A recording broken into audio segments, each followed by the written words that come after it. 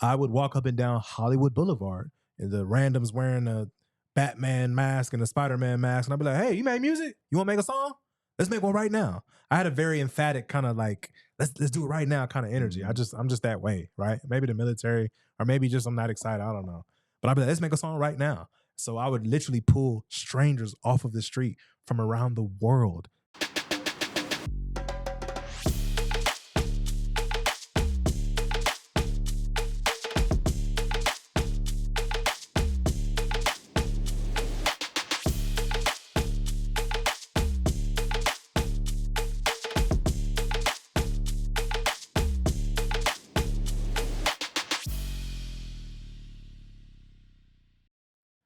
All right, ladies and gentlemen, welcome to another episode of the Indie Unplugged. Of course, my name is Brian Vaughn, B Vaughn, right? And so I have an extraordinary guest today. Let me give you the introduction of my man, Davis Chris. So Davis Chris, he hails from Houston, Texas, which I'm telling you right now, Houston be having the artists, right? I mean, oh my goodness. But he hails from Houston, Texas. Davis Chris has become a nine-time Billboard-Charting artist, producer, songwriter, and engineer, with an impressive list of collaborations that includes industry giants like Lil Wayne, Rick Ross, Gotti, Iggy Azalea, and more. Davis Chris has not only contributed to major records, but has also been a part of 4 #1 albums. His music has amassed over 29 million streams across platforms, landed on 55 Spotify editorial playlists, and has been featured on 51 commercial FM radio stations worldwide. Recognized by Spotify and Apple Music for his standout tracks, Davis Chris is a versatile artist who bends genres and brings raw character to his music. He co-owns a production company, DFD Music, mentors the next generation of musicians as a Grammy U mentor, and serves as a professor at SAE in Atlanta. Today, we're going to dive in to the journey of this amazing, remarkable music creator. Ladies and gentlemen, let's give it up for Davis Chris. Hey, what up? What's going on, brother? Man, that intro was fantastic. Hey, that's how we do it. You make me sound pretty good. Hey, well, you've done some amazing things, that. man. You've done some amazing things. Thank you. I appreciate sure. it, man. Thank you. Yep. So for those who may not be familiar with who you are, just kind of give us a story. I'm always intrigued by people's journeys, their background, right? We were kind of talking a little bit about being military men. So I got to take it all the way back to when I was 4 years old. Oh, let's super do it. crazy, crazy. I saw the movie Aladdin for the first time, right? Just mesmerized, right? And I was so mesmerized. I came home and I reenacted the entire movie.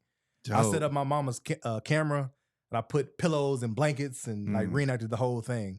And like, I think my parents kind of knew, and I knew like, dang, I think I want to do something in entertainment, right? And then from there, growing up, I used to like dance and step. Like, we about to do it like clickety clack clack, like all that kind of stuff, right? And then in college, I wrote and directed and choreographed a stage play in college, loosely based on like School Days with I think Lawrence Fishburne, and then High School Musical with Zac Efron. Kind of a mix. It had a little urban flavor. I had some seasoning on it, right? Seasoning, a little urban flavor on it.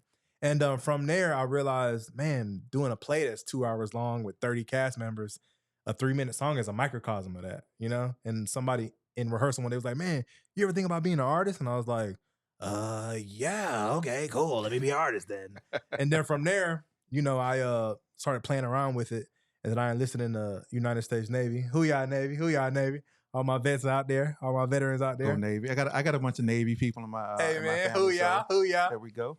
But yeah, so in boot camp, at the end of boot camp, we had an event called Captain's Cup. And that Captain's Cup is just like tug of war and relay races, and you have to make a song about boot camp, right? Yeah, we did.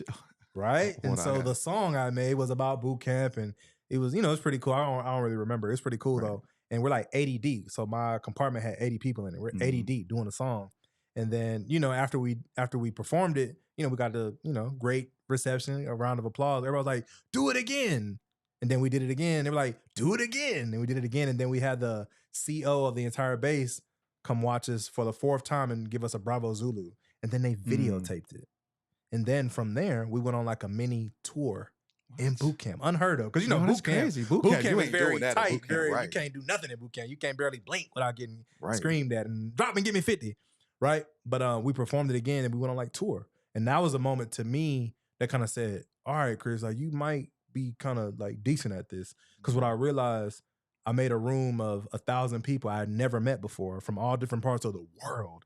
Really like kind of tap in with this song. And, you know, they wanted me to perform it 4 times. You know what I mean? So I was like, all right, because humbly, as I've evolved as a musician and a businessman, I've realized my lone sole opinion doesn't mean everything. Yes, I'm going to make what I love, make what I like, but commercially to make money, you know, have a, you know, viable income, it is about what they think. Smokey Robinson is on record saying the best songs are ones that they can sing back. That's right. So I always tell artists the best thing, if I'm doing my song on stage and I can do this and people sing the words back, I probably have done my job, you know? So that was like my kind of my origin story, kind of my beginning. And, you know, it's been a dope ride with a lot of ups and downs, ebbs and flows since then. But overall, I'm thankful though. Yeah, that's what's up. Okay, so you're a Disney fan today? Yeah, kind of. He said, yeah, I think the original Aladdin was I love Will Smith, way better. But Robin Williams is, as the genie is undefeated. Yeah, undefeated. R.I.P. Robin Williams. Yeah, Robin Williams is my guy. When he passed, man, it was hurt. It hurt when he passed. Yeah. There's only been certain people when they passed it literally like hurt. Give me your top 3. I'm saying Kobe. Kobe hurt me. It hurt me. See, I'm not a sports guy. Okay. Kobe, MJ, of course. MJ was like, dang. Yeah, MJ. Prince was really unexpected. It was anyway, it was unexpected. He in Cancun somewhere. No. They got Prince. He upstairs. He upstairs. He in heaven. And then I would say the other one that kind of hurt me. Who were we saying first? Who did we say first? Well, I'm saying Robin Williams. Robin Williams, yeah, because it was unexpected. It was unexpected, and I would have never expected that from him. Overall, jovial, happy kind of guy. Right. But you never know what people are dealing with internally behind right. closed doors. That's the message that we kind of get from know, his untimely passing. So Robin Williams, Chadwick Boseman. But the legacy Chadwick left is one of a kind. Because he played Thurgood Marshall. Yup. James Brown. And Jackie Robinson and Black Panther. Come on now. And all before the age of, he was 40, right? Yeah, come on now. I mean, R.I.P., may his soul rest, but that's pretty dope life, his time here on Earth. Super dope life. Yeah. And that when those, especially those two, I was like, oh my gosh. It was like a part of me was taken away. Because what he meant and what he represented for like young Black boys, him playing these iconic characters. And I mean the Black Panther, like kind of our first or like Black superhero? Kinda, I guess. I mean, there have been some before him. I know in the Avengers, Anthony Mackie played another character, but like the first. But I mean, we talking about the King of Wakanda. Yeah, you know what I'm saying? Strong Black man, like yeah. Wakanda forever. So that meant a lot. But I'm always curious if when people start, referencing Disney. I'm still a huge Disney fan today. I still love Disney movies, Beauty and the Beast. Right, I do love Aladdin, but not as much as Beauty and the Beast. Iconic scores, the music in those are always epic. They're always epic. Always, yeah. And plus, I have a daughter. She's much older now, but when she was younger, we used to sing all the songs. Right. That's what she liked. Dad, come sing the songs with me. And so we would sit and sing all the songs, and I just happened to fall in love with Disney back then. But you're probably the second person that I talked to that kind of started their journey off of Disney. It's like, people don't realize the power of Disney. Disney's a powerful, amen. Yeah, powerful thing. Mesmerized. That's like one of my earliest memories. It's like seeing that movie and just the way it like made me feel. I was like, ooh, that's cool. I want to do that. You know what I mean? Like, and I think my mom still got the VHS, like the whole thing. Like it's, I'm like dead serious. That's dope. Yeah, that's dope. And so then that trajectory took you into a bunch of different things: high school, college, stuff like that. But I'm interested in when you got into the military. And because I know for me, I'm a military guy, right? Army. And so I was musically, I won't say musically inclined. Was I musically inclined? Probably. I did choir all the way from small little guy up to, high school. Yeah. And when I got into the military, it all stopped. I didn't really have a passion to pursue music because I was trying to pursue a bunch of other stuff, right? A bunch of foolishness. I can look back now and go, that was real foolishness. But I don't know. So how did that work out for you, for someone who was in music and inclined to be in music? One thing I would say to everybody watching this it's really up to you to keep your dreams alive.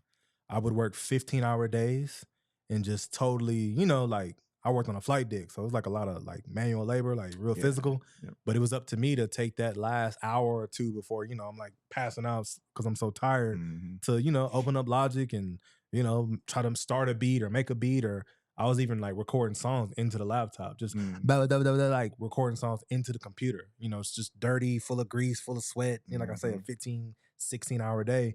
But, you know, I just kept at it. You know what I mean? I think that time in my life was very pivotal, very important, because I look at it going to a regular studio now, like it's a piece of cake now. Like I've made music under duress and way more difficult circumstances than the kind of, you know, normal, peaceful, positive life I have now. You know, it's very pivotal in my foundation. Yeah, I think that's very, because I have a son who's in the Navy. And so, hey man, hoo-yah. Sounds like a good guy. Sounds like a good guy. I like him. Yeah, he's in the boat life, right? So he's in the Navy. I think he just got back. He did deployment? No. You know, so he goes out on the boat and the carriers and goes out. Right. I was on the Enterprise, which is the oldest ship has been decommissioned after deployment in the Middle East for 7 months. Wow. And before that, I slept on a boat for a year and a half. Wow. You see what I'm saying? You see what I'm saying? So it's like life is a piece of cake. Now I lived on a boat. I couldn't. And you know the coffin racks? It's literally the size of a coffin. So it's like, and I used to make music on my laptop. I'd be like, clickety clack, clack, clack, clack, clack, making music, you know, like on my back in the coffin rack on my laptop. So that's why music now is a piece of cake now. Yeah, I love that, because that speaks to the discipline that you have. Amen. You know, then and even now. Amen. Because it does take a lot of discipline to, and I guess from a Navy perspective, I don't know, but it's different from us, you know, land faring people, because every weekend we can go to the NCO club. Yeah, we can drink, we can smoke, we can do all these, have barbecues. I mean, y'all can have barbecues in the ship, right?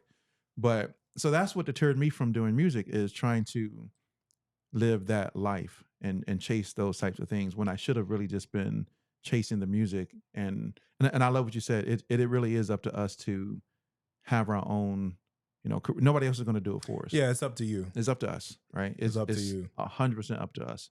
But I think that's important.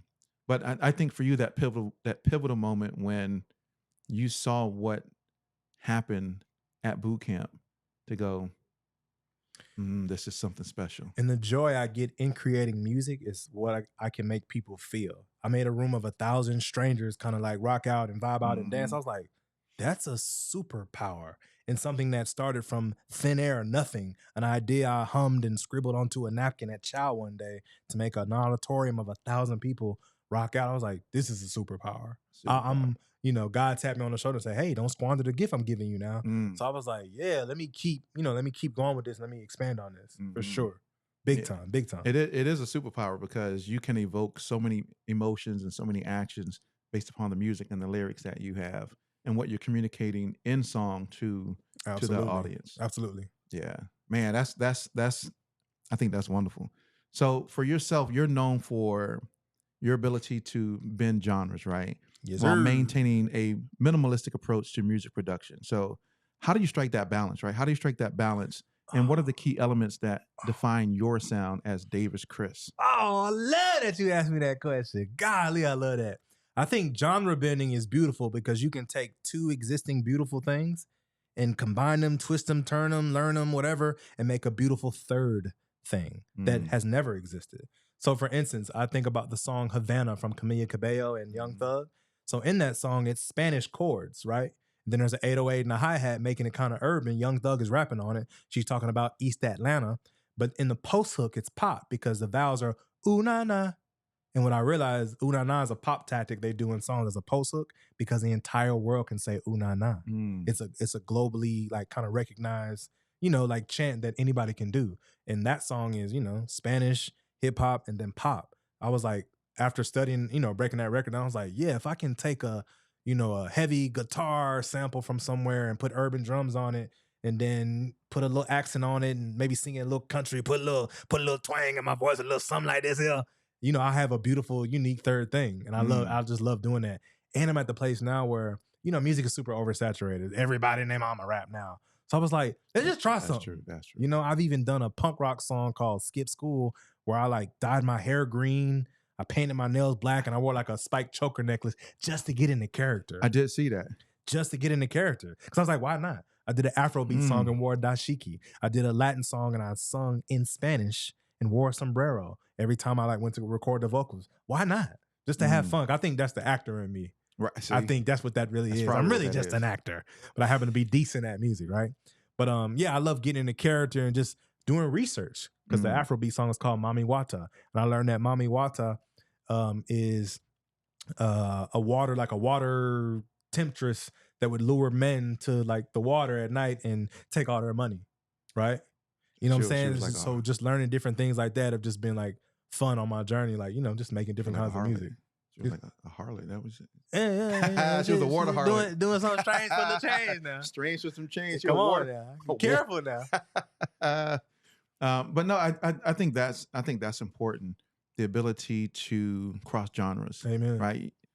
You know, back in the day, people were like, "Oh, you sold out. You trying to make pop music. You're not sticking straight to, you know, urban black music, right?" Nah. Do you get that? Do you feel that? Nah, because I think I'm able to maintain authenticity and still keep it urban. You feel me? Like I'm still me.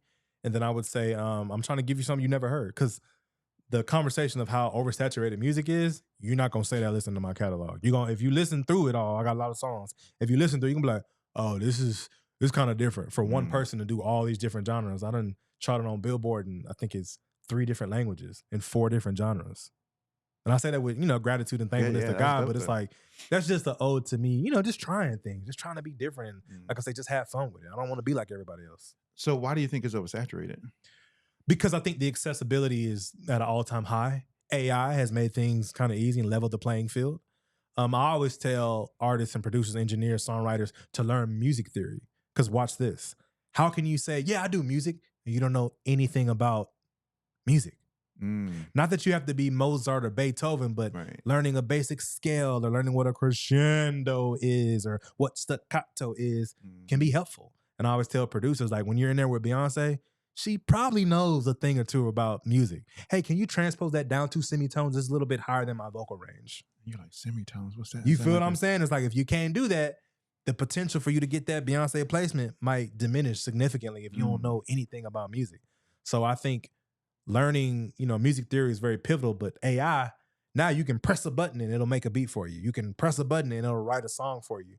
So it's leveled the playing field, and then even the gear, because you can get an Apollo Duo, get a laptop, you know, download Logic Pro, get your Pro Tools, and you good to go. You know what I mean? So I think that's contributed to like how oversaturated music is. But it's not a bad thing. I'm not trying to be a hater. It's not a bad thing, but it just, you know, you got to really do your 1-2 to really stick out these days. You know what I'm saying? Yeah, I would 100% agree with that. Come on. Because nowadays, anybody can call themselves a whatever that is. I'm a producer. I'm a artist. I'm a whatever. True that. What you're probably not going to call yourself as an engineer, though, because that actually takes some skill to. True.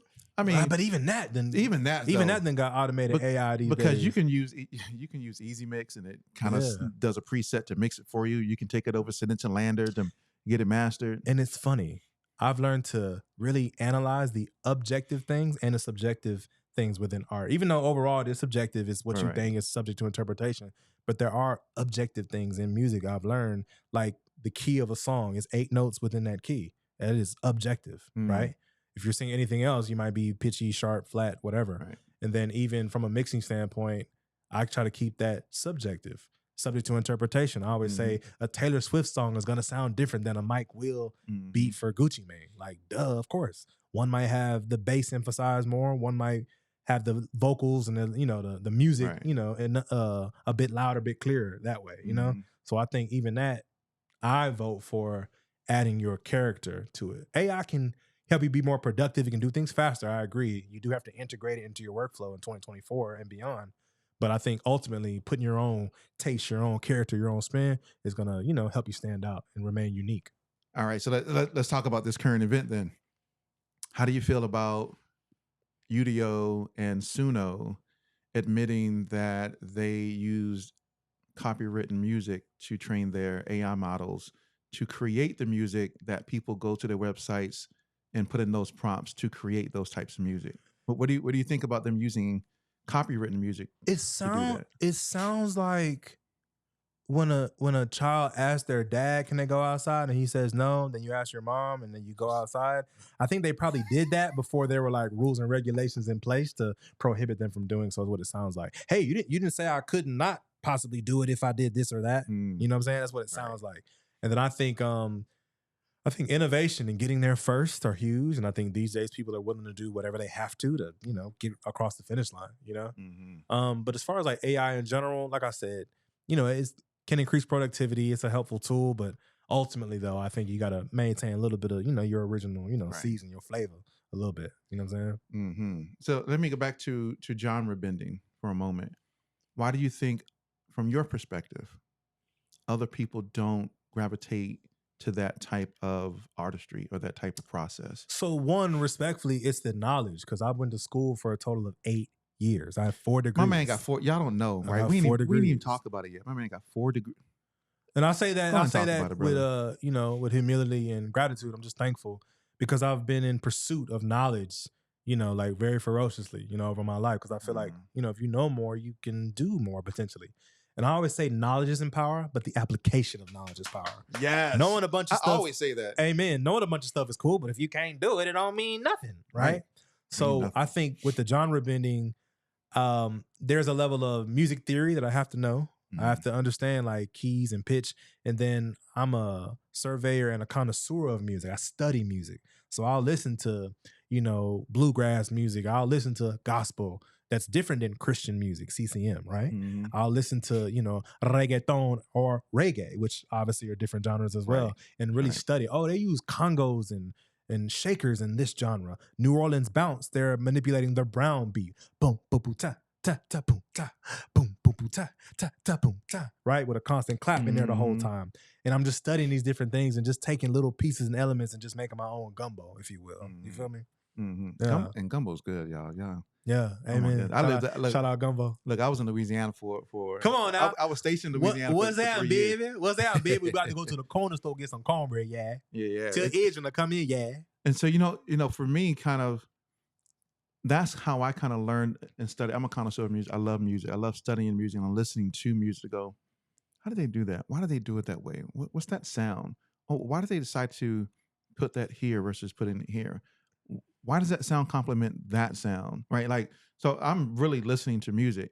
And because I was in the military, I've been to a lot of different places, right? Amen. So when I was in Germany, for high school in Germany, and now I'm listening to all types of music over the music I ain't never heard before. I'm like, oh, this sounds different. This sounds weird. I'm a high school student. Like, okay, I like what they do. Oh, and I have a cousin who's over in Germany. He's a rapper, so he kind of help that process, understanding music from that, from that spectrum.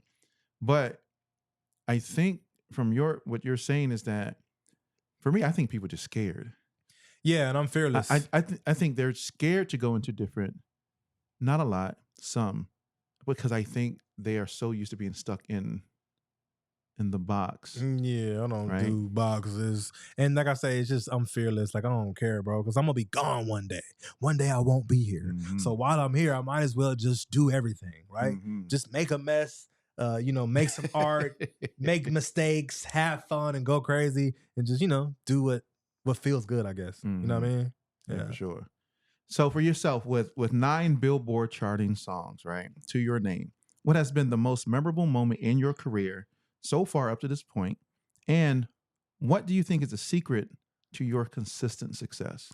Okay, so the most memorable moment of my career, I would have to say recording my mom, dad, and my sister at Christmas. A classic, family song, the 4 of us. Shout out Mac, that's Michael, Alexis, Chris, I'm Chris, and my sister Crystal. So I think recording them, because it's like you do this for acceptance from your parents and your peers and your friends. And it's like, you making any money with that music thing? And to finally reach that point and then to come back and be like, nah, family, this is what I've learned. Let's make a song. Let's record a song. That for me was like one of the biggest blessings and just most satisfying moments I think I've had in music. And it's not a placement or a TV thing. It ain't that. It's something that was wholesome, that means something to me, and that I'll cherish forever. I think that to me matters more than any money or any success. Yeah. And then you said the other question was the secret to the consistency. Yeah. I learned very early on that being consistent is a superpower. Because for every artist that's super talented, but doesn't work as hard as someone who might have C minus B plus talent that is going to do 10, 20x what the talented person is doing, and they're going to win every time. They're going to get there every time, right? And then I look at it, it's habitual now, and I've learned this term mindful, something that is mindfully habitual. Think about like brushing your teeth. You don't wake up and go, "Dang, am I going to brush my teeth today?" Nah, you kind of just wake up and kind of just do it because you're innately just used to doing it at this point in life, So I look at it it's just kind of what I do. And when I have sessions, I always say, yeah, bro, it's like playing Uno. Like I don't overthink it. It's not this complicated process. I kind of just have conversations with people and just talk. And I'll talk to an artist and I'll kind of just be like taking notes, just like, oh, like what happened with you and your homegirl? Like what? She did what? And I'll just be taking notes the whole time. And then we'll have that 5-minute conversation. And then before you know it, I've written down 20 bullet points. And now that's the song. Because songs live in us all day, every day. It's just a matter of making it rhyme and putting it in the music and, adding a little melody. But from a lyrical perspective, songs live in us. Like in your text thread to your friend or, whoever, it's probably a song in there. You know what I mean? And you asked about the consistency. I think my desire to just tell the truth and just express myself, that's a constant. I'm always going to want to, express myself and, have conversations with people. I just learn to put it in the music. Yeah, I think that's important. I love how you said that it's just a natural thing for you, right? Yeah. So when you have an artist in the studio you're working with, you're taking notes as you're engaging in conversation, they feel at home and you're getting gems so you can put in that song. I think that's important because nowadays you just got people, let's just get in the studio. Matter of fact, sometimes you don't even have people who just get into the studio. It's like, I made this beat at home, let me send it to you.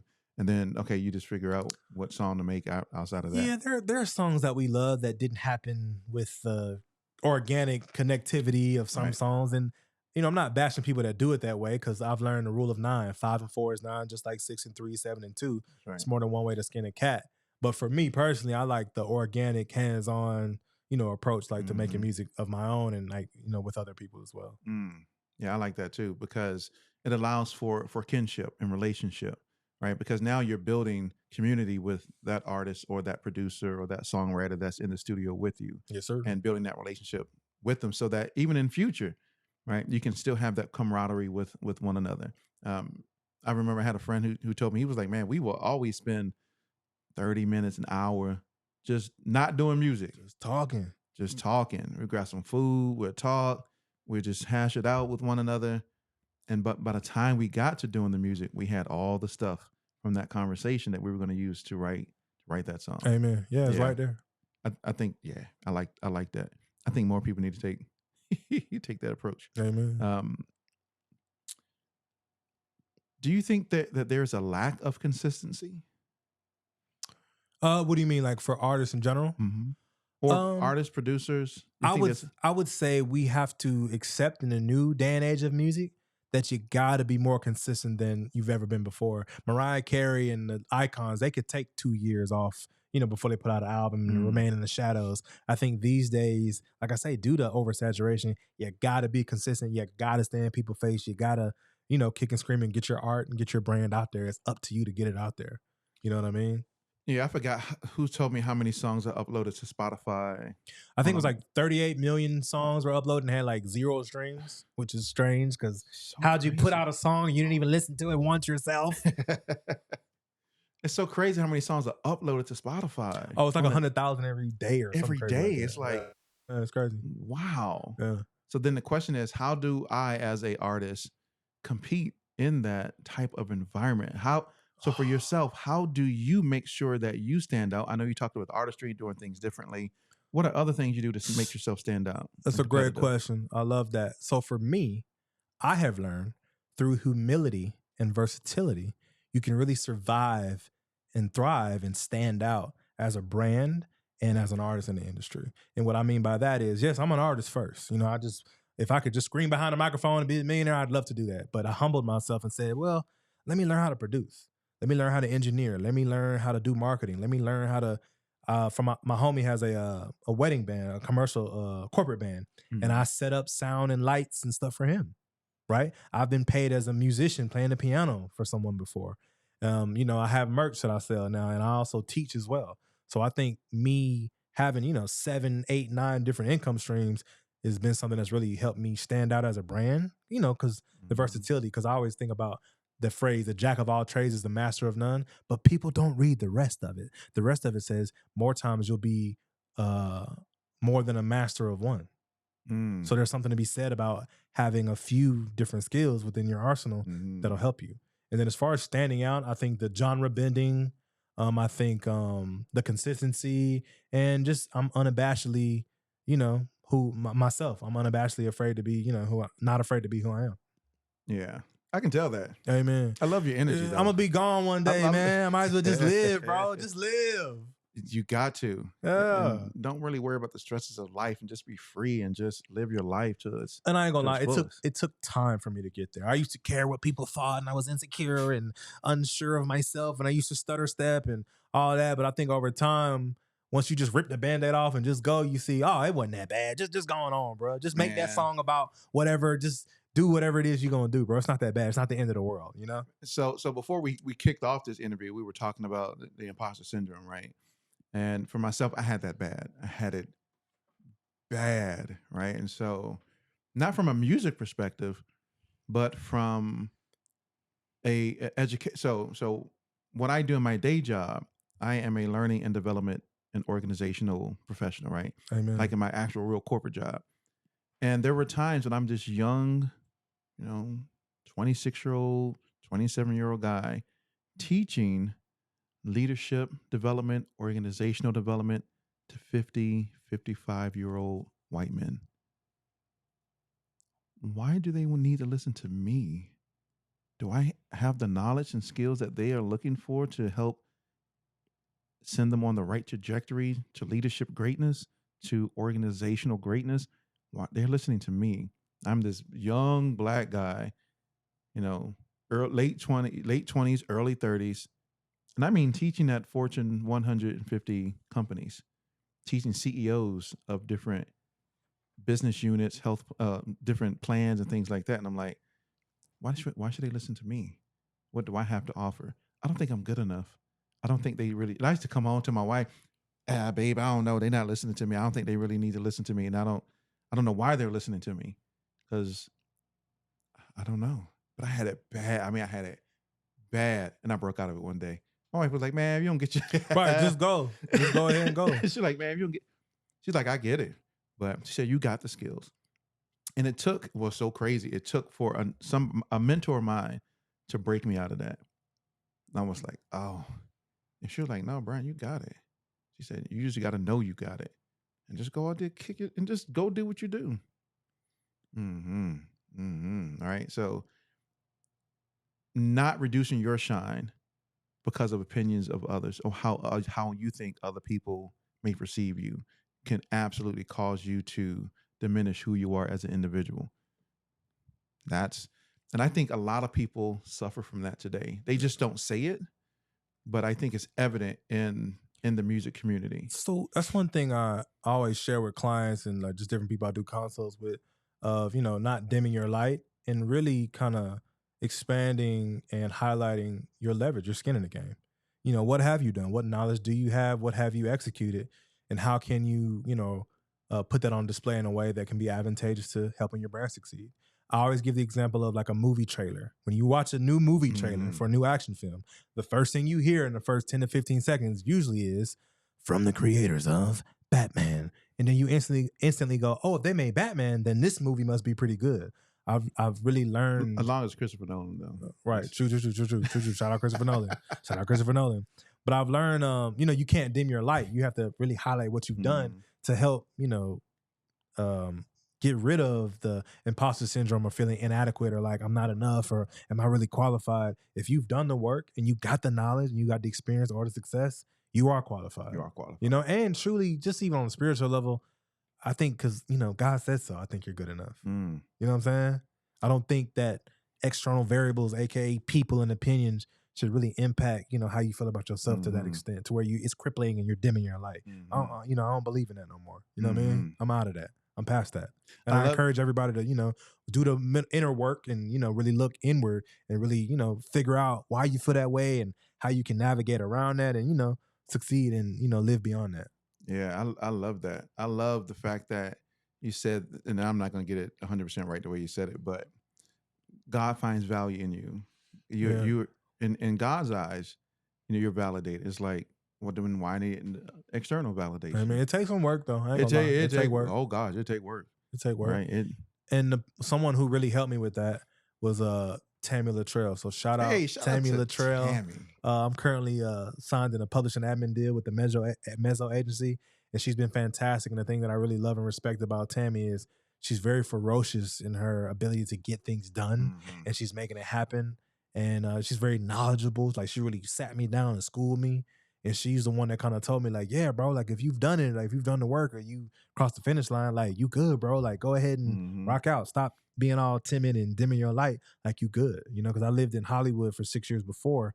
And I was saying before the interview, Hollywood can be very, very, toxic and very damaging to one's mental health being in LA, because it's the epicenter of entertainment. Everybody's there.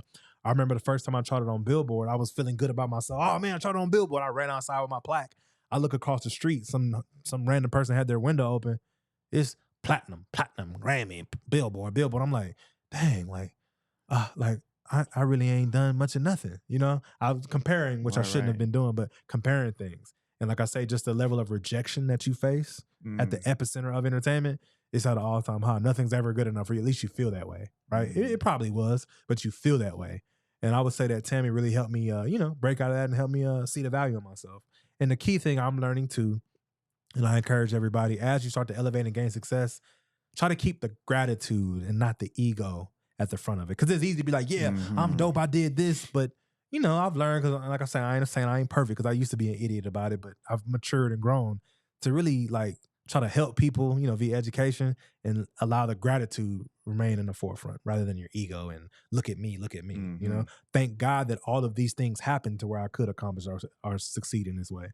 That's right. Man, shout out to Tammy, though. Shout out Tammy Latrell. Shout out to Tammy. Tammy and I met when we were on the steering committee for AIMP, which is the Association of Independent Music Publishers. We were part of the core group of people who were getting that chapter off the ground. And that's why I first met her was there. And so we just established this relationship and kind of just built that going forward. And we were working on a couple of different things. And I told her, anytime she needs something, I'm there. As I told her on the episode that we shot the other day, I need to consult with you because her history is crazy. Yeah, she knows she doing. Like, she really, really kicking doors down. She's like really bringing it like to the top for her. Yeah. So okay. So let me ask you this, because I'm always interested. How do you compare and contrast Atlanta and LA? So Atlanta, I think Southern hospitality is a real thing. The sense of community. When I walk through the door, your son, offered me some water. LA is like, oh yeah, there's a vending machine, or like, yeah, it's 150. You feel me? Or no, we ain't got no water. Uber Eats something yourself. Right. And I think just a sense of community, like, hey, what you doing this weekend, bro? Like, come to the crib. Let's, just catch a vibe and let's just make some records. LA is very like, who are you? What have you done? Who are you signed to? What have you, what are your placements? What's your status in the industry? And then we might let you in, versus here. It's like, yeah, just come on, bro. And you'll run into people that, are stars and icons here, and they be cool, they be peaceful, they be, nice to meet you, man. Good to meet you, bro. And I'm not hating on LA. I'm not hating on it. It's a great place. Well, I mean, but I'll just say my experience. Your experience. My experience is just very very political, very very tight. Just very uppity, tight. Like uppity? I wouldn't say uppity. Oh, okay. I'd say tight, just very tight. Very tight. Yeah, but definitely I've been here in Atlanta for 3 years now. And I would say that, for my mental health and my peace and my soul and my spirit, one of the best choices I ever made. Because COVID taught me you really can be successful anywhere if you work hard enough. Because in the digital age that we're in, with technology and AI and computers and Zoom, you really can make it happen. I've written songs on Zoom. I've collaborated with people around the world, sending files, via the internet. So you really can make it happen. That was probably my breakout year with 2020. Because I said to myself, everybody's inside and slowing down. I'm finna turn it back up. I'm finna go harder. And that really was like a breakout year for me, my business partner, Shane Foster. Shout out Shane Foster. Yeah, shout out to Shane Foster. Yeah. Super dope. Super dope. Yeah, I think that's I think COVID taught a lot of people a lot of things. Amen. And they were able to see themselves in a different way based upon COVID. It allowed a lot of people to shift and pivot and maybe start things they may not have started before. We were talking earlier about, this particular platform and how when COVID hit, I had to stop all. Yeah, I wasn't trying to get COVID. I had to stop all face-to-face interviews. Man, give me 50 feet. Give me 50 feet. Like, oh, no. Like, I had people hit me up. Hey, why'd you cancel the interview? I'm like, because of COVID. Right. You canceled because of COVID? Yeah. I mean, it was taking people live. Oh, yeah. I'm absolutely canceling because of COVID. And so then, we had to pivot. And I think that allowed a lot of people to really find out who they were as an individual, to really determine what was true for them, and really to spark, that innovation and that creativity that they may not have experienced before. It really caused people to really shift a lot of things and go, how can I still do this in this now, I don't want to say closed off world, but that's kind of what ended up happening. We were, you don't leave your house. And the variable that I focused on was that connectivity still exists. You just have to find a different way to make it happen. I mean, I was doing songs over Zoom with people, FaceTime with people. Someone sent me a voice note that I'm singing into the phone that I end up engineering and putting in a song before. Yeah, so it's so many ways that you can make it happen still with technology. I think it's just your tenacity to figure out how, And collaboration for me during COVID was at an all-time high. All-time high. All-time high. Yeah. All-time high. Wow. So you've worked with some of the biggest names in the music industry, right? Talked about Lil Wayne, Rick Ross, Iggy Azalea, and that's just to name a few. So can you share any behind-the-scenes stories or lessons that you learned from those collaborations? I would say in those environments, in those situations, those high profile artists, there is a level of execution that is unlike anything you've ever seen. Like they're able to send a verse back, 2-3 hours, send a verse back if you're not with them. People that I have seen record, I mean, they're real professionals. So that's one thing I would say to, the independent artists out there that are, trying to get to the next level and producers that are trying to gain that. When it is your time, be ready. Have your dopest beats in that folder, be ready. Because Yo Gotti might say, hey, pull up number 3, and he might be ready to rock right now. Travis Scott might really say, hey, let me get the mic. Let me just spit some ideas out right now. So you really have to be ready. And like I talked about earlier, knowing a little bit about music and professionalism and how to be punctual and how to handle criticism. Because I think conflict resolution is very big in the elevation as a professional. Can you handle somebody saying, this be whack, I don't like this, I don't like that one, I don't like that one, this be whack, oh, I like that one. And not get all butthurt and, still be ready to rock and roll and, rise to the challenge when your time comes. That's the biggest takeaway I can say from like those kind of high profile, brands and artists like that. And they're, like I said, they're brands. They're brands. And when I interned, I remember interning, I didn't work with her, but I sat in on a Mariah Carey session. And when I tell you, she floated everywhere she went. Everyone did everything for her. She was really a queen and really just like essence, And just seeing that, I was like, yeah, when it's my time to start to elevate, I gotta be ready, man. I gotta be ready to fit in this environment and execute and do my job. I gotta be ready. So for someone who's an independent artist, independent producer, how do they get ready?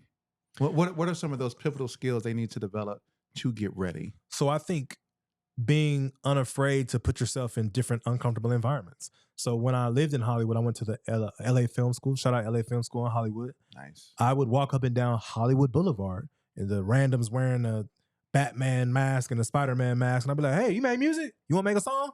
Let's make one right now. I had a very emphatic kind of like, let's do it right now kind of energy. I'm just that way, right? Maybe the military or maybe just I'm not excited. I don't know. But I'd be like, let's make a song right now. So I would literally pull strangers off of the street from around the world because we could use the studio for free as students. Wow. And I would make songs on the spot. And that challenged me because somebody might be from Romania and not speak English that well, or someone might be a K-pop act. So I'm just doing melody and someone is reinterpreting the lyrics and I got to be ready. Or someone might want to do like classical jazz and maybe put some drums to it. So I got to learn and be ready and try to produce something on the spot. So I think putting myself in those uncomfortable situations at length. I mean, I work with like over 400 artists around the world. Like I said, I've written songs in Korean. I've done Spanish. I've done Yoruba, which is like over there in I think Nigeria. Yeah. I've done like I say, punk rock. I've done blues, hip hop, R&B, everything. So I think I am a sum of all my experiences. And I say that that's the gratitude that I have. Like I'm only as good as everything I've been through. I'm only as good as everyone that I've learned from. You know, I have a little natural talent myself, but learning from so many different situations and people and being uncomfortable, like I said, and you know, trying to survive and thrive and you know, execute and do my job. I think that's what's really helped me get ready. Yeah, that's important. You got to get, you know, like the pastor used to say, get ready, get ready, get ready. Like you gotta get ready. So or really supposed to stay ready, saying you ain't never gotta get ready. You gotta get ready, right?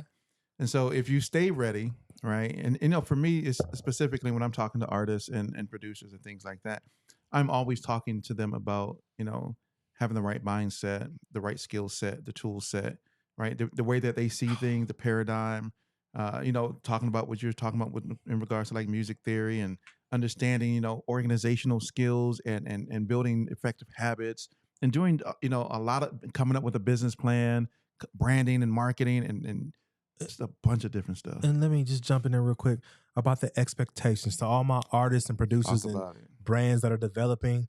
Stop putting so much pressure on yourself to be perfect every time up. Perfection does not exist. You will over obsess over these minuscule details until it's perfect to you and put it out, and people will go, huh? And you just spent all this time obsessing over something that they thought was just decent or all right, or they might have thought it was whack, to be honest. But don't put so much pressure on yourself, and remember why you started.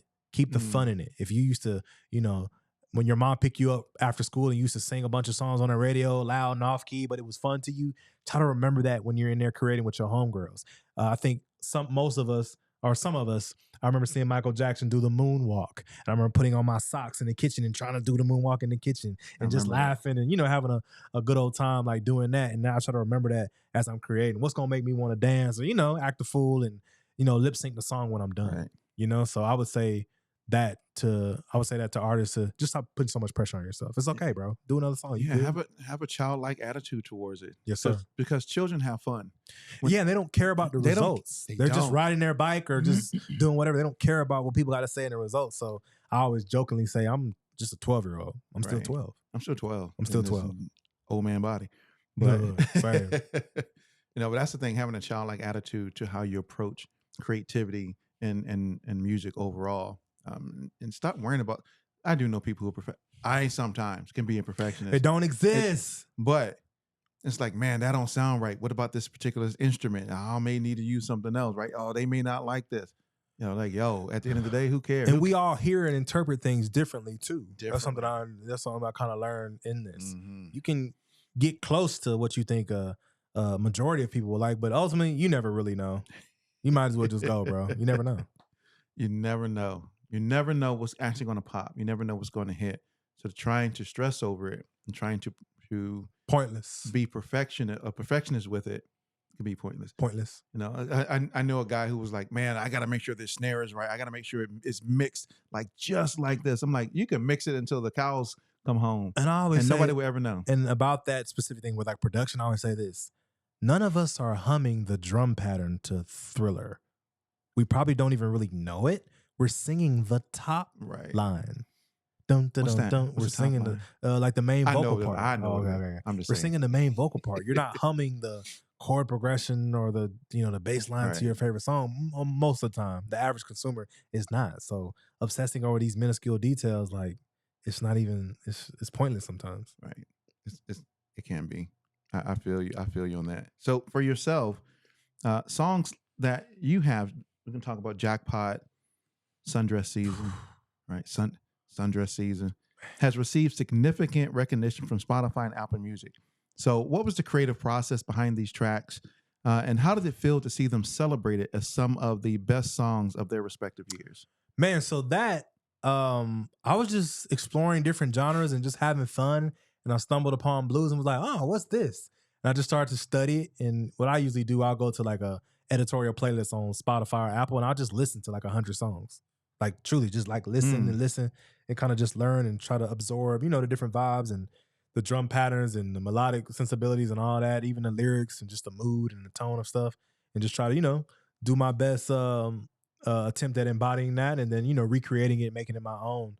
But to have those songs be received so well, I'm really thankful because it really was a risk. I was just, let me just try something, you know? And I think for those songs to be received in the way that they are, I'm just thankful that people like them and people are listening to them. And, you know, that I got another chapter in my musical journey to express myself in a different way. I'm thankful for that. Thankful for that. And as far as a process, I ain't gonna lie. I mean, because I'm singing with a lot of grit in my voice. I'm doing all this kind of stuff here. Hey, what's up, y'all? But I mean, like, I was in there, like, I was standing, because I usually sit when I record. I was standing for these, and I was sweating buckets. I mean, buckets. I mean, I was sweating buckets. But I was like, just, you know, getting in the zone, getting in the character, you know, and just having fun. And I mean, I think part of me said the amount of character and passion and energy I put in this record, somebody somewhere is going to appreciate it. Because I never like to say, oh, I knew this was a hit. I don't like to say that because, like I said before, you never really know if it's a hit or not. You never really But know. I knew that I knew that people would feel it. You know what I mean? I knew that they would be like, okay, like he cared. I can tell he put forth some effort and some passion. Because when you listen to Michael Jackson a cappella, you can definitely tell that he was in there giving it his all. He was singing them songs like his life depended on it. And you said to yourself, it was up to Quincy and Rod Temperton just to not mess it up with the music. Because Michael did all the work. The song was already going to be there because he put that energy and that passion into it. So I was thankful that, you know, it was received well. Yeah. Yeah, two dope songs. Thank you. You know, you would think that, you know, like, well, wait a minute, these are completely different. They sound different. It's a different type of feel, emotion. Like, wow, wait. It's not something that people would normally expect, right? And so, you know, when you see, that's the point. That's the point. Amen. When you see, you know, when people look at us and they go, oh yeah, they're black, they must do hip hop or R&B, and it's like, hey, let me show you something different. Amen. Right? Like I have a cousin, his name is Superstar 6. He just made a banging, I mean, when I say banging country song, Amen. I mean, this song, man. Country has really emerged as a prominent genre. Yeah. I mean, it's been there, but I'm saying like for us, you know, black folks. He killed it with that. I was like, cuz this thing is crazy. And it was different. It made you feel something that you may have not felt before, and it hit you differently. That's the point. It had that twang, right? It had that country feel to it, but it had 808s in it though. Amen. Genre bending. He took a few elements of a few things and put it together. Genre bending. That's right. Okay, so let me ask you, why do you think country has now rearisen as one of the most prominent genres? Because one of the greatest artists of all time just did a whole album of country music. That's one. And I think Lil Nas X, shout out Lil Nas X, I think he kind of kicked the doors down in terms of just visibility and just, you know, different artists being accepted into the genre, because he had the case where they tried to put his record on the hip hop charts, I think it was, and they tried to deny him access to country. But he fought for it, got Billy Ray Cyrus on the remix. And, you know, it's one of the most successful songs of all time, but definitely one of the most successful crossover hip hop, country, pop songs of all time as well, too, because it also is a genre bending song, too. Right. And, you know, when I sit and think about it, I was like, the Old Town Road is kind of not the first to do that. Right. Right. I mean, you have the collaboration between Nelly and It Was Just a Dream. I think that's the name of the song, right? No, Over and Over Again. No, it was Over. Over and Over. Tim McGraw. Yeah, with Tim McGraw. Over and over again. Yeah. Yeah. Right. Yeah. So they came up, but it was, I think that more was like a hip hop. I think it was more hip hop than it was a hip hop feature on a country artist record. Right. Lil Nas X was, you know, doing a country song as a primary artist. Right. Yeah. You know, and artists have tried to cross those different genres. You know, back in the day we had Run DMC and Aerosmith with Walk This Way, and right. And so they had these different collaborations with one another, but to truly be immersive into that genre was, I mean, Run DMC was not going to be a rock band. You know what I mean? Nelly was not going to be a country artist. But Lil Nas X came out and was like, I'm doing this country.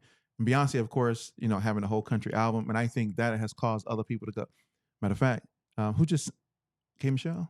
Yeah, K Michelle. K Michelle just signed a deal in Nashville, which is so dope. But it's like a lot of artists are like, oh, let's do some country. Well, why not do country? Yeah, why not? It's not that you can't do country. Right. Right. So we like to put those limits and those boxes around people. Black people shouldn't do country. Black people shouldn't swim. Black people shouldn't ski. Right? Yeah. Black people shouldn't. Like, why not though? Why Unnecessary, can't we yeah. do country? Why can't we do rock? We started A lot of this. a lot Not of all it. of it, but Not we started all, a lot we of started it. a lot of it. But why can't we just do music and whatever that music I like that. is? I like that. Right? And just do music And create and have fun. and just create and have fun. Right? But I think most people go, oh well, because I'm a hip hop person, I just got to do hip hop music. I remember a friend of mine was playing me this song. He was like, I just want you to listen to the song. I was like, okay, cool. We were in a restaurant one day. He was like, he played me the video. I was like, yo, this video is dope. He was like, you know who produced that? I was like, nah. He was like, Focus. Oh, Focus in LA. Yeah, in LA. I was like, what? He was like, yeah, Focus produced this. And it was a straight Nashville country banger. I was like, and he probably had a no blast way. doing it. He probably had a blast doing it because it was different. Because it was different. 100% It's different. And it wasn't something that I would have naturally just expected him to do. But it was like, what? But see, Focus is a producer. Yes, He sir. just- Record maker. He just produces. Absolutely. He Absolutely. just produces. He doesn't limit himself to be, I'm in this genre or I'm in this genre. I just produce music. Right. And I'm genre. I guess I would say Genreless. I'm genreless. Yeah. Right. I like that. So for yourself, we were talking a little bit about having 4 degrees, right? That's so crazy. Four. My man got 4. Y'all don't understand, right? Yeah, I just believe in the pursuit of knowledge. The level of knowledge that this gentleman has, right? In the pursuit of education and knowledge and wisdom that lives in this Davis Chris body over here. Y'all have no idea. But some people do, because not only are you a musician, a producer, engineer, songwriter, an artist, you are a Grammy voting member, right? I'm still trying to get there. Right now, I'm just a professional member. I got to actually make songs. Hey man, yeah. You'll get there. You'll get there. To get to becoming a voting. I'm friends with the I don't mind saying stuff. People are like, oh, you shouldn't drop names. I don't care. If I know the person, that's because I know them and have a relationship with them. But I'm friends with the president of the St. Louis chapter. Okay, dope. And I hit him up. I was like, how do I become a voting member? He was like, you gotta have 12 songs. Yeah. I was like, I don't have that. You'll get it. I got 8. You'll get it. I got 8. So I need to figure out how to get, but it's within a certain time frame though. If I understand, I think it's 5 years. Yeah. Now I got to go back. I got to go make all 12 new ones again. Oh, you'll do that easy. 12. I'm gonna use that NPC over there. But anyway, you are a Grammy voting member, and you are a Grammy mentor, right? So how do you see your role in shaping the future of music industry, and what advice would you give to aspiring artists and producers based upon those roles that you currently are in today? Man, so like I touched on before, I think versatility is huge. And with artists, my first question now is, where do you see yourself as a brand in 5 or 10 years? I get screaming behind a microphone, being an artist is your thing, but especially with like female artists, are there branding opportunities? Are there endorsements that you could possibly obtain in terms of merchandise? What would that look like?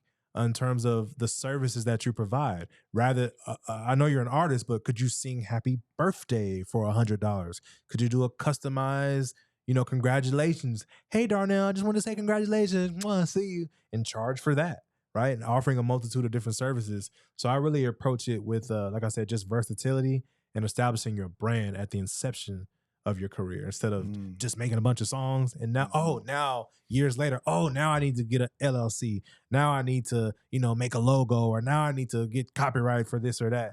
Start that from the beginning, because so many artists will, put out music and not realize, hey, while 1 million people are watching me, I need to be selling a bunch of other stuff. I need to be selling merchandise. I need to be selling classes that I might teach. I need to be trying to get a brand deal or endorsement while 1 million people are looking at me, right? Because I think about Master P and Rick Ross and Tiana Taylor. They make a lot of money with other stuff other than just music, right? And I think about 50 Cent. He's now a TV, movie, media mogul now. He's about to be a billionaire here. Come real on, quick. man. Real quick. Come on. So I always tell artists to, just expand and just diversify, their brand at the inception of their career. I love that. Getting people to think about the end. I want to say so much the end result, but how do they want to be perceived? Yes, sir. How is their brand, right? And how do other people perceive their brand to be? I was listening to a interview with Ray Daniels and Troy Taylor. Shout out Ray and Troy. Shout out Ray. Right, I can't give away the secrets yet, but all I'm gonna say is I can't give away the secret yet. I mean, he like that. Ray is like that. To who's gonna be sitting in that chair sometime. Amen. He one of them ones. Sometime in the next couple of weeks. But anyway, I was listening to an interview with Ray Daniels and with Troy Taylor, and they both do artist consulting, and Troy, like, yo, I'm telling you right now, if y'all want real artist consulting, oh my gosh, yeah, Troy gonna give it to you. He gonna give it to you. Yeah, Troy he not is playing not around. playing Shout out around. Troy. So you need that. But so he was saying on the interview that a person was like, yeah, I'm trying to be an artist. I'm trying to get the girls, and trying to do that. And Ray was like, okay, cool. He's like, so what would you tell him? Troy was like, I'd be looking at their fingernails like, your fingernails dirty. No, girl, your feet crusty. Yeah, I think I've seen that. Yeah, no, I don't think what you got on is gonna fly with the ladies. Like, yeah. But you talking about you want to be fly with the ladies. And you're not even fly yourself. You're not even groomed. Hygiene isn't even intact. So Troy is now like a meme, right? So there's a meme of him going around like, and with the dude had on like the gray sweatsuit. Right. Yeah, I seen it. Yeah, so he's like a meme now, like, but that's facts though, because you think about it, people want to be represented or to at least show themselves from a branding perspective in a certain way, but they don't really give real thought to what that really looks like and what that really means right now. Yeah, so I think you should have strategy meetings with yourself, your team, or your homie, whoever, and really try to just map out these things, because it really can inform the kind of music you make, the kind of shows you do. It can make what kind of clothes you wear. It really can inform a lot if you just, take your time and come up with a plan of, your overall brand and, you entirely first before you just jump out there and just start making songs. That's true. So continue on with your education from a mentoring perspective. So how'd you get into SAE? Kind of talk about that story and how'd you become an SAE professor? So what I realized in sessions, the first 30 minutes, I'm like spitting game and teaching them about branding and how to set up merchandise and how to, do all these things. And I found myself in this kind of educator kind of role.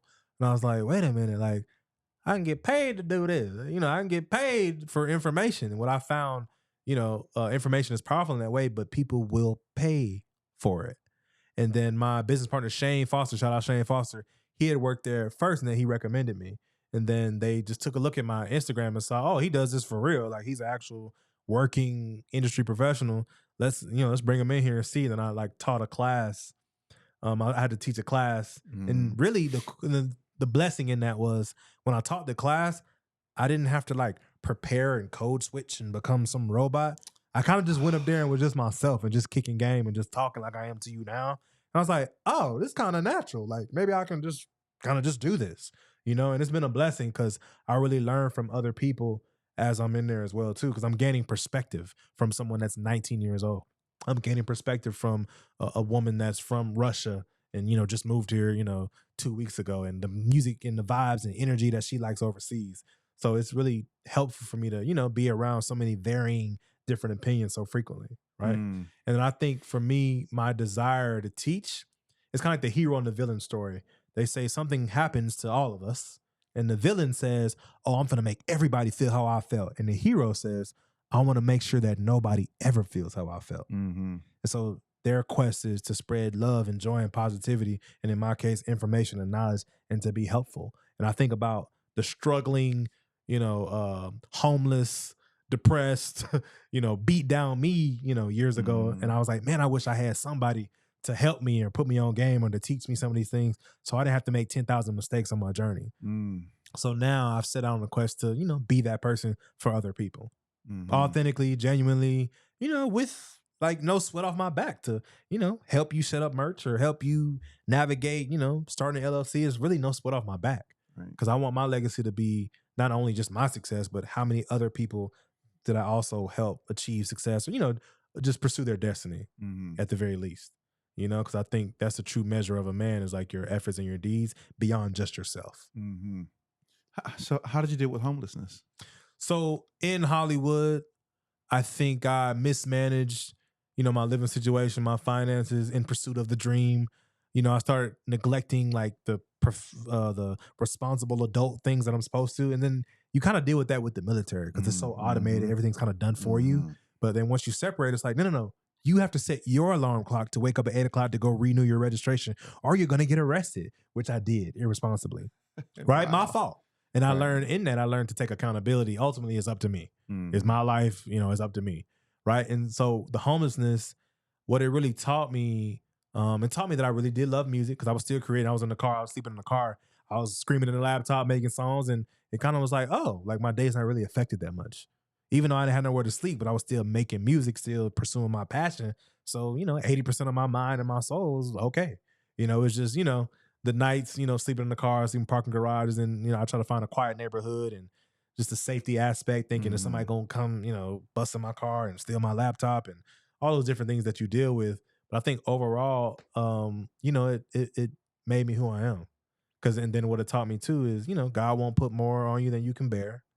It, like I said, it humbled me in a way, hitting rock bottom to understand and realize that, it's up to me to change my life, to be thankful for what I do have. It could always be worse. Someone else's, potentially went through worse, and to just be thankful for what I do have, And that's a very interesting time of my life. I'll say that. Interesting. Very interesting time. Very interesting time. So in 1999, my wife and I, who wasn't my wife at the time, we got married in 2000. And so I was like, hey, we were living in St. Louis. And I was like, hey, now we had jobs because we met at the place that we worked. Hey, I think we should go back to, I'm from Virginia. 757? 757, baby. 757. I was stationed in Norfolk. Oh, yeah. We can see, look at that. Yeah, 757. So I was like, look, I want to move back home. I'm 14 years removed from my brothers, right? And so I'm like, I want to go back home. I want to kind of see my brothers. I've been in St. Louis for a while. Would you come with me? Cool. So we get to Virginia. We both get jobs. Both jobs literally at the same time went under. And so we were staying with my mom during that time till we got on our feet looking for a place. I had an issue. My mom and I got into an argument. She kicked us out. And it was over a misunderstanding, but she kicked us out. And we were at that moment, we were homeless.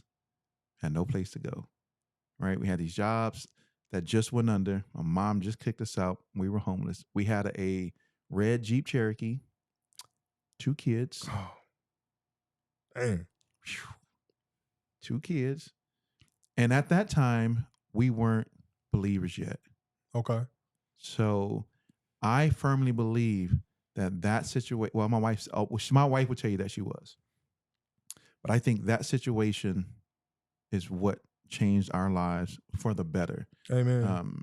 And sometimes we kind of see adversity as, I don't want to go through that. I don't want to experience that. But sometimes you need adversity to reshape your mindset, to reshape your behaviors, your actions.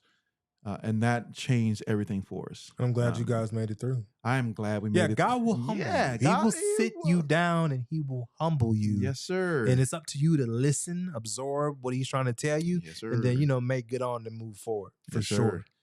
So I think probably for yourself is those are learning experiences, right? And it teaches you, it taught us humility.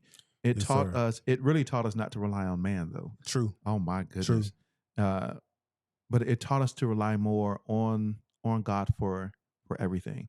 And so going through that, I'm always interested when somebody was like, "Oh, I was so like hot." I remember we were sleeping in the Jeep. Several nights we slept in an abandoned house for like a week. Motel maybe on a good day. We slept. Actually, the church that we were at, that we were going to, was so crazy. I was working at a Christian bookstore. We were living in it's not a Motel 6. It's one of those like extended stays. We were there for like 8 months. 8 months. So in the beginning we were homeless, but then we had like a 1-room extended stay thing we were staying in.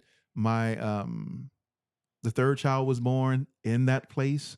In the hospital, but when we came back, that's right. But it taught us so much. And I'm glad that we came out of it. But it taught us a lot of different things that really shaped who we are. And you'll who we are never today. ever forget those Never, moments ever, and those lessons. You'll never forget them. never, You'll never. never So forget so 'em. now we have an affinity for people who find themselves in that situation. There have been many times that we've assisted other homeless people because we were Amen. in that situation. That's the hero and the villain. That's I want to make sure nobody feels. I want to how make felt. sure nobody Amen. feels what we had to go through. Amen. And that's a powerful, powerful lesson. So I appreciate that from yourself for being a mentor and being a guide to other people who want to get into this music industry and to learn what it's like to be in this industry. So speaking of that, what were some of your major challenges, experiences that you yourself experienced that you could relate to other people? I would say one thing I had to overcome was, I would say, being spiteful and revenge. And I would say being focused on the wrong things at the start of my journey. Vanity and ego and look at me and look how dope I am and all that.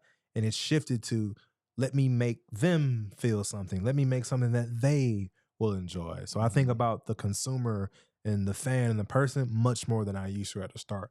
And I always tell people this, to draw an E on your forehead.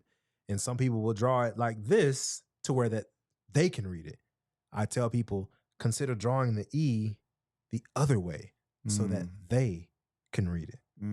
Like, your perception of your own art is one thing, but can you make art that they can perceive, that they can digest, that they can interact and vibe with? That's, to me, the key to being a successful artist in terms of having a career, income, stuff like that. So I've learned to, shift my perspective and make it about, the consumer. Wow. I think that's powerful, to take it from being a more self-focused to being more people-focused. Right. I like that. I like that. And then the other challenge, just to elaborate a little bit, I think another challenge was I used to overwork myself. I would just slave away. So when I signed my publishing deal with Tammy, I had like 500 commercially released songs, 200 of my own and 300 with like other artists. And I think I averaged like 100 releases a year for like the past like 4 years. But I had no personal life. I had no foundation of who I am beyond just music, right? And I would always make the excuse of, I gotta work, I'm trying to get somewhere, I'm trying to da-da-da. So that was very toxic. And I had to do a lot of inner work and just kind of just breathe and kind of woosah and say, go outside, go for a walk, Right. go upstairs to the pool, like just relax a little bit. Go treat yourself to a nice meal, go watch a movie, and allow myself to, just take time and just kind of breathe and separate, my life from my work. Because I kind of definitely let it eat me up at first. And, I think my behavior to other people around me might have been a bit chippy, a bit toxic, because I'm so, focused on this and this placement, or this client didn't pay and all this. I'm all, tight and wound up versus, just being able to breathe and just have fun and remain, like I said, thankful and keep the gratitude there and, not let it consume me so much. So that's a challenge that I've, successfully, I think, hopefully, I've overcome now. Good stuff. Workaholic. Workaholic. Some people are work-alike it. What's that? So I had this mentor who was a fabulous mentor. She was a great mentor. She said that there are a lot of people who are a work to like it. They like working. Oh, okay. Right? They find joy in working. She said, but the issue is that they have to just continuously find that balance. Right? And so she was a work to like it type person, not a workaholic. So she made sure there was boundaries in place. So she wouldn't, and she traveled all over the country. And so when she was traveling, she did that. But when she was home with her family, she was home with her family. Amen. And so when she had dinner, she would have dinner. But if she wanted to work from 10 to 12 in the morning, she would do so. And she just liked to work. She found fulfillment and joy in working. And so some people are workaholics because they have to be. It's like, how am I eat? Yeah, that's me trying to heal those past wounds of being homeless. I gotta work my ass off so I never feel like this again. You know what I mean? Which I still have a fear of being homeless. And it's just I think you gotta just let go and let God at some point. You know what I'm saying? And just do the work. Stay consistent. Make sure you're making the income you need to sustain your life, but at some point you gotta just let it go, bro. Some, It's what I'm telling myself. yeah, we're like frozen and let it go. Right. Just go back You to gotta move on. right. You gotta let it go. And forgive yourself for being in that environment. Because I used to have so much, man, how could I let myself in? I felt so pitiful and so worthless and, you know, me, so much, you know, like negative self-talk. Mhm. I had to learn and be like, bro, you were in pursuit of something. You lost sight of, you know, the mature, you know, adult things that you're supposed to do in your Right. life kind of slipped through the cracks. It's okay that you made that mistake. You know what you need to fix and how to move on. Let's move on now. I had to forgive myself. Yeah, and I think an important aspect is allowing grace, giving grace to Amen. yourself, Amen. right? Giving forgiveness to yourself. Amen. That is a very freeing behavior. And I got rid of that woe is me victim mentality. And what Yeah. I realized like on some, you know, man-to-man stuff is like, this is the cost of admission for success. Success doesn't care what you had to endure and what you go through. Either you're No, going to do sir. what it takes to win or not. And everybody I look up to, they had to deal with some adversity at some point in their life. That's Michael right. Jordan got cut from his high school basketball team or whatever. You know, like everybody had to deal with something. So I got rid of that pity party, woe is me, oh, I'm a victim of my life. I got rid of that, man. Got rid of I that. got rid of that. And like I say, focus on the gratitude. Oh, I'm thankful I got air in my lungs. I'm thankful I got a brain between my ears. I'm thankful I do have ambition and drive. And I have a little talent to, you know, pursue my career. I'm thankful for that. So let's focus on that. Yeah, and that victim mentality will keep you bound from greatness, from success, because your perspective and your paradigm will only be focused on woe is me. Woe is me. Oh gosh, they can't. And you're not going to really achieve anything that you put your mind to because of that. That's going to become a mental roadblock to yourself. So that's very powerful. Anybody, look, trust me, get rid of the victim mentality. It is not going to service you in any kind of way at all. Forgive yourself and move on. That's right. So you mentioned Shane Foster. Yes, sir. Right? So kind of talk about DFD music and where that comes from, how it got started, your vision and mission. So the very first day of school at LA Film in Hollywood, we're in an auditorium for orientation. There's 1,000 of us in there. For some reason, Shane and I were the only 2 out of 1,000 people in that auditorium that said, hey, where's the studio? And it was like down the street. And he and I walked down the street and we spent 3 hours in that studio looking up, what does this cable do? What does this wire do? Because it's the first day. We didn't know anything. But I think our tenacity and our desire to learn and figure stuff out, that represented something special about Shane and myself. Like, I was like, oh, a wolf can smell another wolf. You feel me? I know when I'm in the presence of a winner and greatness. Shane is great. Shane is a winner. Shane is a killer. Shane has a fortitude unlike anybody I've ever seen. It's really been an inspiration to me as well. He's also prior military, been in for 20 years. He did 20 years in the Army. Hua. Shout out Shane Foster. Shout out Shane Foster. So we were in the studio and all we managed to do was turn the sound on. For 3 hours, we were just, what's this? And Googling stuff. Right. All we did was turn the sound on, but it just represented that, all right, he like trying to win and he just bowed it. And from there, we formed DFD in 2017 and we offer a variety of services, marketing, consultations, production, songwriting, all of that. And I think Shane has been a very, very important inspiration and role model for me because Shane has a business acumen that is, you know, pretty developed. He's had vending machines. He's had I think a restaurant. He did like live, like the nighttime, like club nightlife before. He has also done a cleaning business and he's now in real estate. And when I mentioned before the diversification of your brand, he is someone that kind of helped tap me on the shoulder and say, hey, you gotta be more than just an artist, Chris. Like we gotta make money in a multitude of ways and vary up, you know, how we produce an income. So he was really pivotal in helping me wake up and realize like, yeah, I need to, you know, make money in a few different ways. So shout out Shane. That's my bro, business partner. And like I said, a real role model inspiration to me. Love Shane. I love you, bro. Yeah, that's dope, man. That's dope. So what have been some of the things that you and Shane have accomplished under DFD Music? So one that we're proud of is, like I said, the 500 commercially released records. That's one thing I'm proud of. And then from a revenue standpoint, we have grossed over 400,000 in this industry via marketing, writing, producing, all that.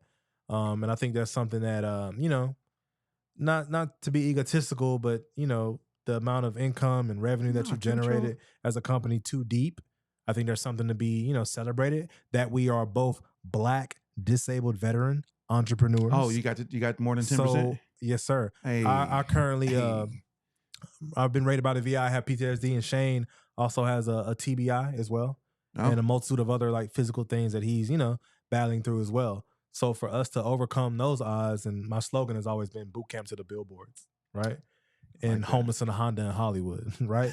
So for us to be able to overcome those odds as successful black entrepreneurs, I think there's something to be celebrated, and the gratitude, like I mentioned, I'm thankful for that. And then I think another thing is, I think between us, I think we've done like, I want to say like 8 to 10 TV syncs. Like I said, the credits and the placements that we've amassed as a company, all the millions of streams, songs on the radio. And I think the main thing is probably how many people that we've helped and we've collaborated with. So yeah, let me say that with some respect rather than like all the stuff we've done. I think the amount of people that we've helped is what I think I'm the most proud of. Because, Shane does consultations as well too. We've done marketing for other artists, collaborated with hundreds of other artists. And I think that is probably more important than any accolade or any monetary, accomplishment. How many people that we've helped. Because Shane was a teacher at SAE as well too. Oh, okay. See, that's so dope. Commonality finds way to one another. I like the phrase you use, a wolf smells another wolf. A wolf knows when he's in the presence of another wolf. Yes, it's sir. like, oh yeah, I smell you. Yes, sir. You one of me.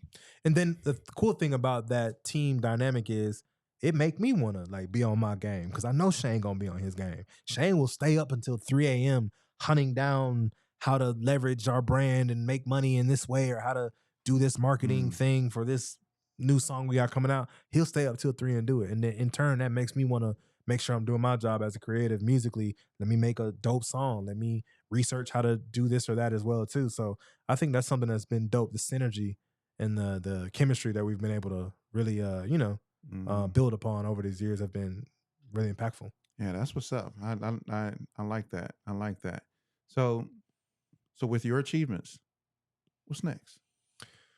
For me, what's next? I currently, we have our production company, DFD Music, and I have 2 artists signed to me. One is named Chevy, Shevvy, and then the other one is Tamika. They both have some music coming out October 6th, and Chevy has a show coming in late October, a live performance.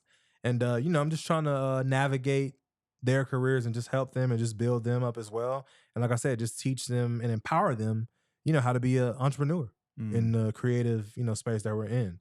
I talk about brand deals and sponsorships and endorsements and making merch and, having multiple services that you provide to generate income. That's what I'm really big on with my artists. Is like, helping them just be, entrepreneurs and bosses and to really empower them. And to empower them, that's the key. Because I'll sit down with them and teach them and show them and go over spreadsheets and all this stuff, when really I'm not just a producer. I'm trying to be a professional winner. You know what I'm saying? I want to win, and I want to help people win. So that's been really rewarding and really fun. I've learned a lot from them as well too. And they're fantastic people and they're dope artists. And I love working with them. Thankful I was able to sign them. Yeah, that's dope. So how can people connect with you, follow your journey, and be more in tune with what you're doing? Amen. You can follow me. My website is dfdmusic.com. And on Instagram, you can follow me at I am Davis Chris, DAVISCHRIS, Davis Chris. That's what's up, man. I appreciate you being here, brother. I appreciate you as well. Thank you. Yeah, man. It's been a great experience. So yeah, I appreciate it. Now we got some commonality ourselves. So yes, sir. Yes, sir. Who y'all, Navy? I'm all Army. But even though my family, we have all branches of the military. Okay. So even my grandfather started this whole thing. But but anyway.